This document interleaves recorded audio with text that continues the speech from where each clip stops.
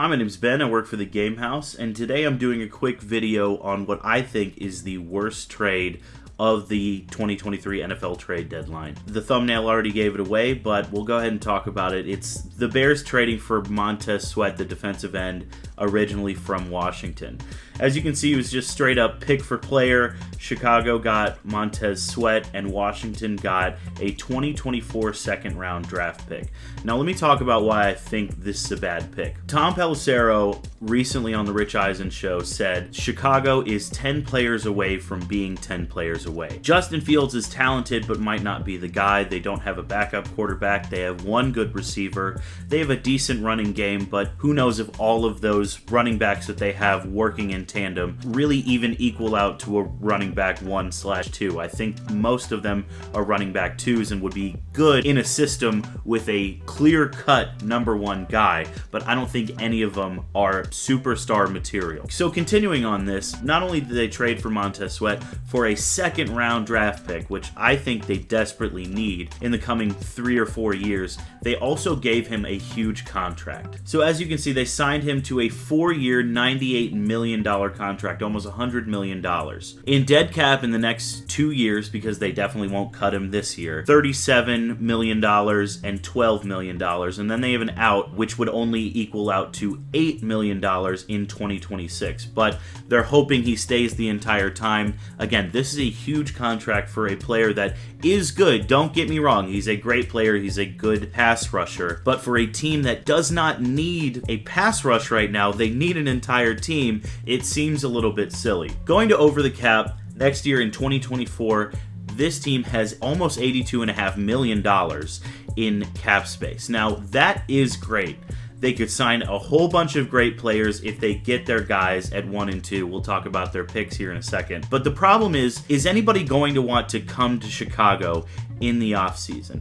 It's the third biggest city in our country. I love Chicago. I love hanging out there. But the problem is the team is bad, and obviously there's nowhere to go but up. But how much are they going to end up overpaying for players that don't want to play there? How much are they going to end up overpaying for players that really aren't interested in a ring, that just want the money? Because as we know, as the Chiefs and the Patriots will tell you, people will sign for less if they think they have the chance to go get a ring, and that's not going to happen in Chicago over the next few years, in my estimation. So we're on Tankathon right now, looking at their current draft picks.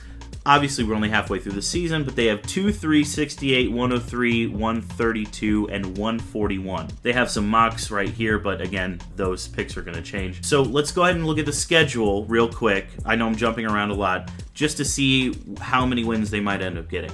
They play on Thursday night. That could absolutely be a win. Carolina is also awful, but Carolina will be motivated to win that game because they don't have that first round pick. Chicago does. So really, either way, they're helping their own draft choice here if Chicago wins or loses. But I'll go ahead and give them a win because I think they're slightly more talented than Carolina.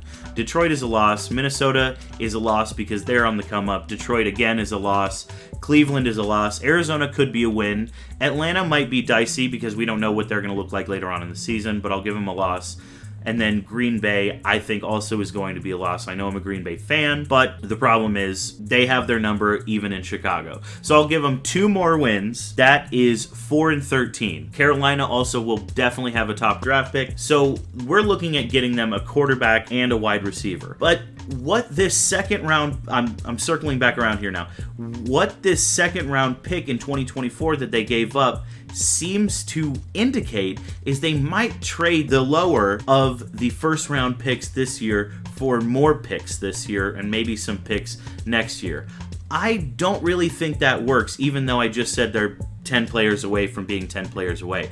I think if you have the chance to draft twice in the top 5 in a draft like this, which has a lot of talented players, I think you have to take them. Someone like Caleb Williams and someone like Marvin Harrison. And then you work on getting those two up to speed while figuring out the rest of your roster throughout the next 2 years in the draft, and then really fill out those spaces and be set, right? Because those talented players will be on rookie contracts. But signing this pass rusher right now seems like a luxury signing for a team that doesn't have that many talented players.